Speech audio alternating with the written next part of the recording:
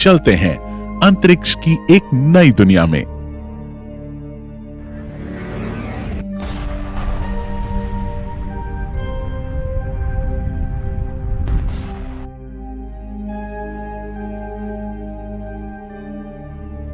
ये है हमारी पृथ्वी।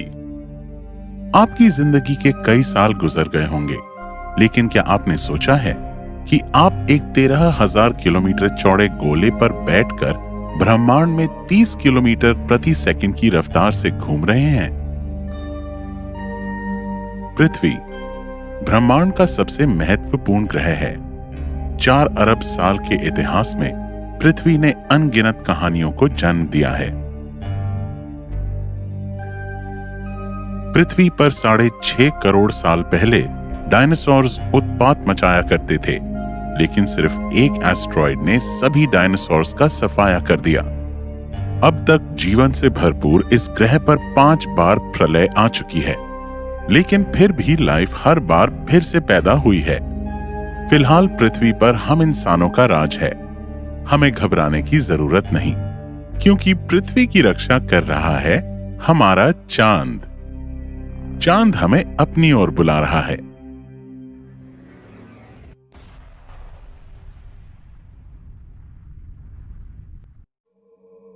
चांद की ये वीरान भूमि इसके जन्म काल से सुनसान पड़ी है। जीवन की सूक्ष्मतम हलचल भी यहां दिखाई नहीं देती। चांद पर कोई एटमॉस्फेयर भी नहीं है, इसलिए चांद पर पृथ्वी की तरह उजाला नहीं होता। यहां का आसमान हमेशा काला नजर आता है। चांद पर सूर्योदय कुछ इस तरह दिखाई देता है और चांद से हमारी पृथ्वी कुछ इस तरह दिखाई देती है।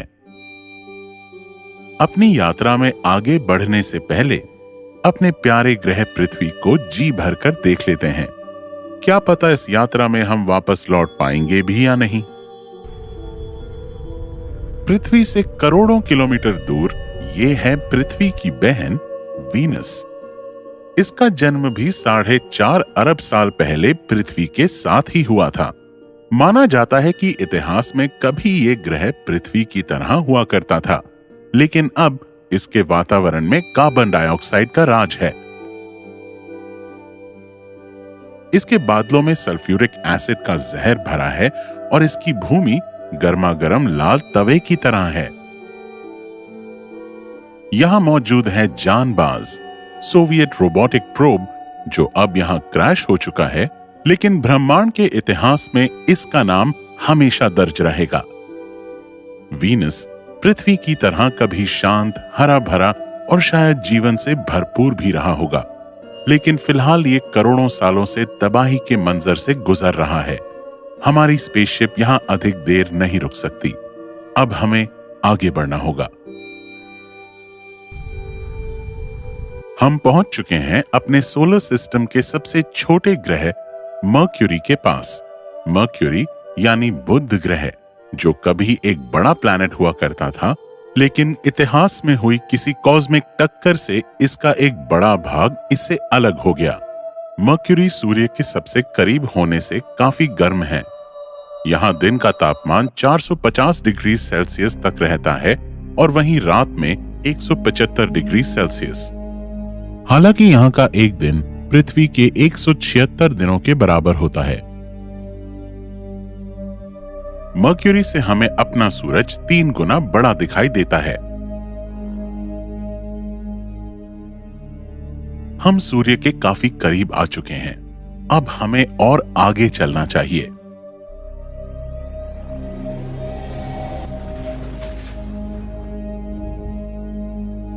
इस दिव्य उज्जवल सूर्य को हम बरसों तक निहार सकते हैं। लगता है कि इसकी सुंदरता के सामने ब्रह्मांड की हर चीज बेकार है। हमारे सौर मंडल का केंद्र यही है, जो सभी ग्रहों को थामे हुए है। पृथ्वी से 13 लाख गुना बड़ा ये गोला अंतरिक्ष में 200 किलोमीटर प्रति सेकंड की रफ्तार से बेखौफ घूम रहा है और इसके साथ हम भी इतनी ही गति पर ब्रह्मांड में सैर कर रहे हैं। ये 200 किलोमीटर हमारे लिए भले ही काफी अधिक हों, लेकिन 14 लाख किलोमीटर चौड़ाई वाले इस अग्नि पिंड के लिए ये अंतरिक्ष में एक पैर रखने के बराबर भी नहीं है। सूर्य के पास कोई सॉलिड सरफेस नहीं है। इसका सरफेस टेम्परेचर 6000 केल्विन है।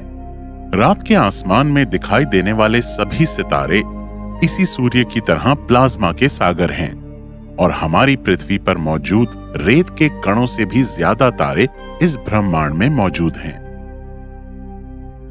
हमारे सूरज से आने वाला प्रकाश हमारे ग्रह पर 8 मिनट में पहुंचता है, लेकिन उसी प्रकाश को इसके केंद्र से निकलने में 1 लाख साल का समय लग जाता है।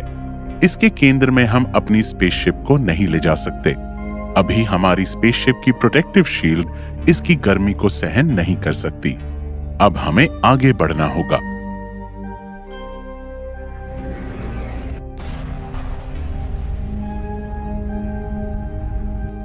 ये है वो ग्रह जहां भविष्य में रहने वाले जीव हमारे कॉस्मिक पड़ोसी होंगे। मंगल, जिस पर टिकी है हमारी नजर। भविष्य में यहां आना जाना हमारे लिए एक आम बात होगी। पृथ्वी की तरह यहां भी एक नई दुनिया बसाई जाएगी। यहां रहने वाले लोग होंगे मार्शियंस। फिलहाल मंगल पर 5 रोबोट रहते हैं: क्यूरियोसिटी, अपॉर्चुनिटी, स्पिरिट, सोजर्नर और प्रिजर्वेरेंस रोवर। भले ही ये रोबोट्स हों, लेकिन यही रोबोट्स मंगल पर हमारे भविष्य के जीवन की नींव बनाने का काम कर रहे हैं। ये कहना गलत नहीं होगा कि मंगल बसने वाले लोगों के पहले पूर्वज यही होंगे। मंगल पर कुछ ऐसे सबूत भी मिले हैं जिनके अनुसार यहां पर कभी नदियां बहा करती थीं। हो सकता है कि यहां जीवन भी रहा हो। फिलहाल मंगल पर पानी बर्फ के रूप में जमा है।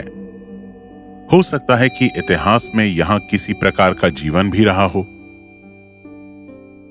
या हो सकता है कि पृथ्वी पर जीवन मंगल से ही आया हो। खैर, मंगल पर तो हम भविष्य में रहने ही वाले हैं, लेकिन हमें और आगे की भविष्य की नींव भी रखनी है। हमारे आगे का रास्ता काफी खतरों से भरा होगा।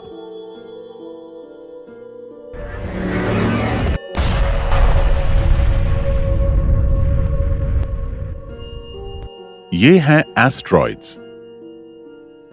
हम गुजर रहे हैं एस्ट्रॉइड बेल्ट से। ये वही जगह है जहां से माउंट एवरेस्ट जितना बड़ा एस्ट्रॉइड हमारी धरती पर आकर गिरा था और डायनासोर को खत्म कर दिया था। हमें ऐसे हजारों एस्ट्रॉइड से बचकर आगे जाना होगा। फाइनली हम एस्ट्रॉइड बेल्ट को पार कर चुके हैं। ये है हमारी पृथ्वी का बड़ा भाई जुपिटर। पृथ्वी से 1000 गुना बड़ा ये दानव अपने अंदर सौर मंडल के सभी ग्रहों को थाम सकता है। इस पर घूम रहे ये क्लाउड्स अमोनिया और पानी के भंडार हैं। जुपिटर एक गैस जायंट है। इसमें कोई सॉलिड सरफेस नहीं है, बल्कि ये गैस से भरा एक गुब्बारा है। लेकिन जुपिटर के पास एक सॉलिड कोर है जो कि हमारी पृथ्वी जितनी बड़ी हो सकती है। अगर हम जुपिटर के अंदर जाएं, तो हम फ्री फ्लोट करते रहेंगे। जुपिटर पर जीवन की कल्पना करना तो बिल्कुल असंभव लगता है, लेकिन इसके चंद्रमाओं पर जीवन की संभावना हो सकती है। जुपिटर के चंद्रमा कैलिस्टो के नीचे समुद्र का होना संभव है और वहां जीवन की संभावना हो सकती है। कैलिस्टो सोलर सिस्टम का वो चांद है जिस पे सबसे अधिक एस्ट्रॉइड्स के हमले हुए हैं। अगर आप इस पर मौजूद हजारों चमकीली संरचनाओं में खड़े हो जाएं, तो आपको कुछ भी दिखाई नहीं देगा, क्योंकि ये इतनी ज्यादा ब्राइट है कि वहां चारों तरफ लाइट ही लाइट मौजूद होगी और हम कुछ भी नहीं देख पाएंगे। लेकिन फिलहाल हमें बहुत कुछ देखना बाकी है। अब हम आगे चलते हैं। ये है शनि, हमारे सोलर सिस्टम का सबसे खूबसूरत ग्रह। लेकिन इस खूबसूरत ग्रह की आवाज थोड़ी डरावनी लग सकती है। जरा इसे आप खुद सुनकर देख लीजिए।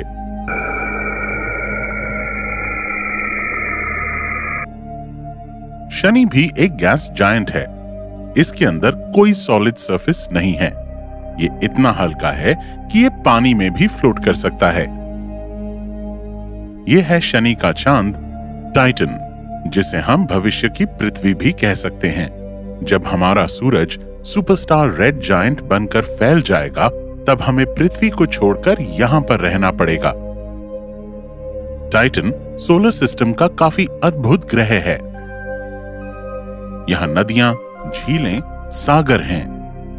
पृथ्वी की तरह ऋतुएं भी हैं, लेकिन यहां मौजूद नदियां और सागर मीथेन के तरल रूप में मौजूद हैं। टाइटन के काफी ठंडे होने की वजह से हम वहां नहीं रह सकते। हमारे सूरज को फैलने में अभी 5 अरब साल और बाकी हैं। तब तक हमें और नए ग्रहों की खोज कर लेनी चाहिए। लेकिन आगे बढ़ने से पहले रुकिए, जरा शनि ग्रह से हमारी धरती को तो देखिए। ये एक छोटा सा पेल ब्लू डॉट, यही हमारी पृथ्वी है। जरा इसे एक बार और निहार लीजिए, क्योंकि आगे हम इसको नहीं देख पाएंगे। अब और आगे चलने पर हमें सोलर सिस्टम के जुड़वां भाई यूरेनस और नेपट्यून दिखाई देते हैं। ये दोनों आइस जायंट्स हैं। जब हमारा सोलर सिस्टम बन रहा था, उस वक्त सौर हवाओं की वजह से हल्के कण दूर बहकर आ गए थे। उसी मटेरियल से ये दोनों ग्रह बने हैं। ब्रह्मांड में आगे और कई विचित्रताएं हमारा इंतजार कर रही हैं। हमें इन्हें अलविदा कहना होगा।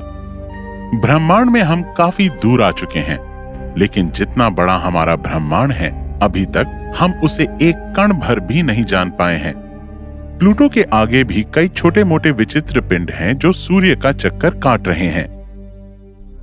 हमारे सोलर सिस्टम में और आगे बढ़ने पर हम पहुंच जाते हैं काइपर बेल्ट में। ये पिछले एस्ट्रॉयड बेल्ट से 20 गुना चौड़ी संरचना है और इसने पूरे सोलर सिस्टम को घेर रखा है। और इससे आगे कॉमेट्स की एक और विशाल संरचना ने सौर मंडल को ढका हुआ है। यह है ऑर्ट क्लाउड, जो कि एक प्रकाश वर्ष में फैली हुई एस्ट्रॉइड्स और कॉमेट्स की रिंग है। अब हमारे आगे के सफर में लाखों साल लग सकते हैं, इसलिए हम सबको डीप स्लीप में जाना होगा।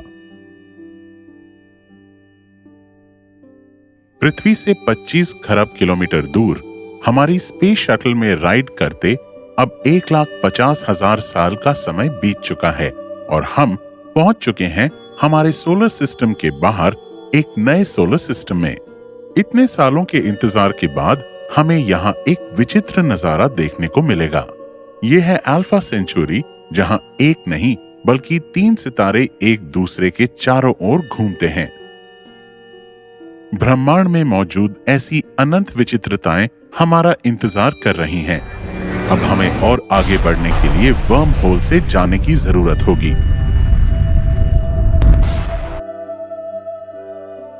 यह है स्टीफनसन 218, ब्रह्मांड का सबसे बड़ा तारा। यह सूरज से 2000 गुना बड़ा है।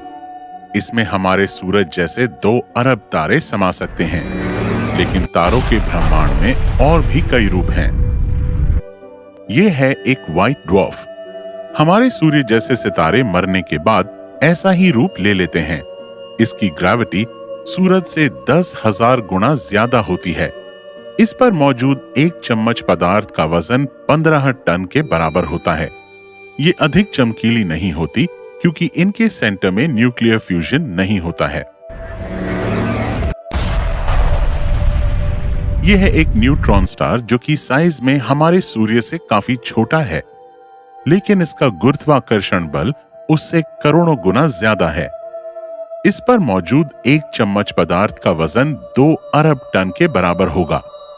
ये इतना अधिक डेंस होता है कि यहाँ एटम्स भी टूटकर बिखर जाते हैं और ये मोस्टली न्यूट्रॉन से ही मिलकर बना होता है। इस वजह से यहाँ पर एक विचित्र केमिस्ट्री का जन्म होता है। वैज्ञानिकों के अनुसार ऐसे न्यूट्रॉन स्टार्स पर भी लाइफ पॉसिबल हो सकती है, लेकिन अगर वो लाइफ एग्जिस्ट करती है तो ऐसे जीवों की आयु सिर्फ कुछ मिलीसेकंड ही होगी। ब्रह्मांड में न्यूट्रॉन स्टार से भयंकर सितारों के रूप भी मौजूद हैं। हमें अपनी स्पेसशिप में एक विचित्र एलियन सिग्नल मिल रहा है। चलिए इस सिग्नल का पीछा करते हैं। ओह, ये हम कहां आ गए? तो ये सिग्नल यहां से आ रहे थे। ये देखिए, एक एलियन स्पेसशिप किसी ब्लैक चीज की तरफ लगातार खींची चली जा रही है, लेकिन हम इसे नहीं बचा सकते क्योंकि ये ब्लैक होल में जा रही है और इसके साथ हम भी इस ब्लैक होल में लगातार खींचे चले जा रहे हैं। ये ब्लैक होल ही ब्रह्मांड का सबसे भयंकर ऑब्जेक्ट है। ब्रह्मांड में कोई भी वस्तु इसके पकड़ में आ जाए तो उसका छूटना असंभव है, और फिर वो चाहे प्रकाश भी क्यों ना हो। प्रकाश की तेज गति भी इसके सामने अपना दम तोड़ देती है। ब्रह्मांड में घूमते घूमते हमने एक बहुत बड़ा खतरा मोल ले लिया है। हमारी स्पेसशिप अब टूटने लगी है, लेकिन हमारे पास एक तरीका है, वर्म होल। हमें किसी वर्म होल से बाहर निकलना होगा। वर्म होल की मदद से हम ब्लैक होल से बचकर अपनी गैलेक्सी के बाहर आ चुके हैं। वर्म होल अंतरिक्ष में एक ऐसा छिद्र है जिससे हम अनंत ब्रह्मांड में कहीं भी बिना समय गवाए जा सकते हैं। ये देखिए, ये है हमारी गैलेक्सी मिल्की वे। हमारी इस गैलेक्सी में ऐसे 10 करोड़ ब्लैक होल मौजूद हैं और इसके अंदर 1 अरब न्यूट्रॉन स्टार्स मौजूद हैं और 10 अरब व्हाइट ड्वार्फ्स भी मौजूद हैं। इसमें 10 से 400 अरब प्लैनेट्स मौजूद हैं और इतने ही स्टार्स इसके अंदर मौजूद हैं, और ना जाने ऐसे कितने अजीब ऑब्जेक्ट्स हैं जिन्हें अभी तक हमने नहीं जाना है। और इन सबको, इतने सारे मैसिव ऑब्जेक्ट्स को जिसने थाम रखा है वो है इस मिल्की वे गैलेक्सी के सेंटर में मौजूद एक सुपर मैसिव ब्लैक होल। हमारी ये गैलेक्सी इतनी बड़ी है कि अगर लाइट भी इसके एक कोने से दूसरे कोने तक जाए तो लाइट को भी 1 लाख साल लग जाएंगे। हमारी पृथ्वी इस गैलेक्सी के कोने में सैजिटेरियस आर्म में मौजूद है। यहाँ पर अभी हमें अपनी पृथ्वी नहीं दिखाई दे रही। इस समुद्र के सामने अभी हमारी धरती एक बूंद के बराबर भी नहीं है। अब हम यूनिवर्स से बाहर इंटरगैलेक्टिक स्पेस में आ चुके हैं। इस इंटरगैलेक्टिक स्पेस में भी काफी डस्ट, गैस और प्लाज्मा मौजूद है और हमारी जैसी लाखों गैलेक्सीज यहाँ मौजूद हैं। ऐसी कई अरबों गैलेक्सीज हमारे यूनिवर्स में मौजूद हैं जिनमें ट्रिलियंस ऑफ स्टार्स हैं।